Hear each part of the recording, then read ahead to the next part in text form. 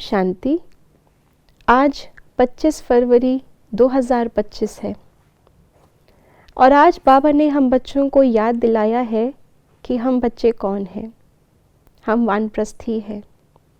वानप्रस्थी का अर्थ भी बाबा ने हमें बताया है, वानप्रस्थी की निशानियाँ भी बताई हैं, वानप्रस्थियों का कर्तव्य भी बताया है। तो उन्हीं चीज़ों को आइए फिर से रिवाइज करते हैं आज के बाबा के अव्यक्त इशारों से। एकांतवासी अर्थात अनुभवी मूर्त। वर्तमान समय के प्रमाण अभी वानप्रस्थ अवस्था के समीप हो। वानप्रस्थी गुड़ियों का खेल नहीं करते हैं। वानप्रस्थी एकांत और सुमिरन में रहते हैं। तो आप सब बेहद के वानप्रस्थी सदा एक के अंत में अर्थात निरंतर एकांत में सदा स्मृति स्वरूप हो। यह है बेहद के वानप्रस्थी की स्थिति। इस समय अगर हम देखें तो डबल वानप्रस्थ का समय चल रहा है। वानप्रस्थी इस जीवन के अंतिम पड़ाव की स्थिति को कहते हैं। तो इस समय पर न केवल हम आत्माओं का ये आखिरी जन्म है, अर्थात हमारी इस पूरे आत्मा की यात्रा में हम वानप्रस्थी हैं, लेकिन साथ साथ संसार की भी वानप्रस्थ अवस्था चल रही है। ये सृष्टि भी अभी अपने चरम सीमा पर पहुंच चुकी है, अंतिम समय पर पहुंच चुकी है। न केवल आत्माएं थकी हुई हैं, लेकिन प्रकृति के पांचों तत्व जिनसे हमारा शरीर बनता है वो भी अब शक्तिहीन हो गए हैं। ऐसे शक्तिहीनता के समय पर ही सर्वशक्तिवान को याद किया जाता है।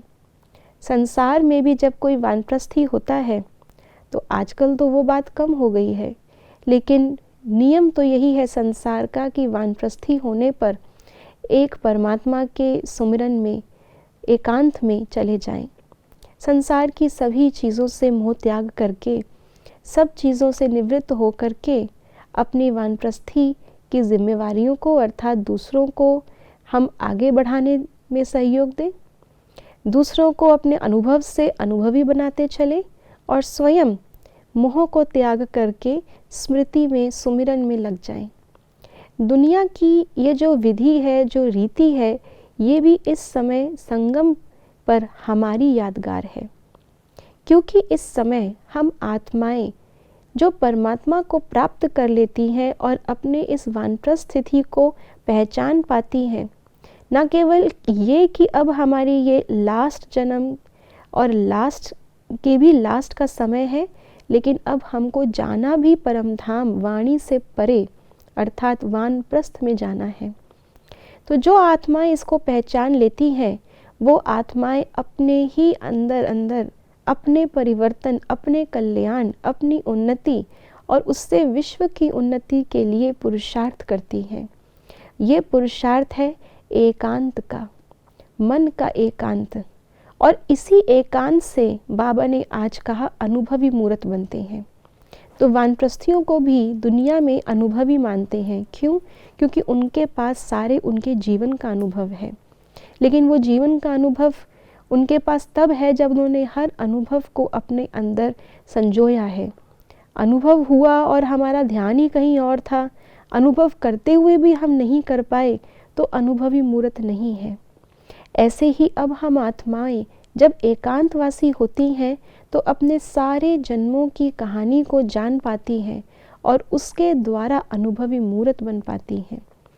तो ये अनुभव हम आत्माओं का जो बाबा के साथ सर्व संबंधों का अनुभव है, जो अपने आदि और अनादि गुणों का अनुभव है, ये अनुभव आज संसार को चाहिए। खुद वानप्रस्थी होंगे तब अनुभवी मूर्त बन के दूसरों को करा सकेंगे।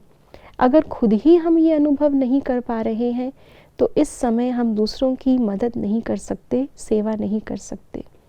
इसलिए वानप्रस्थी के अर्थ को समझकर एकांतवासी बनकर अनुभवी मूर्त बने, तभी उसकी यादगार संसार में अन्य आत्माएं भी हम ब्राह्मण आत्माओं का गायन करती हैं और देव आत्माओं का सुमिरन करती हैं। ओम शांति।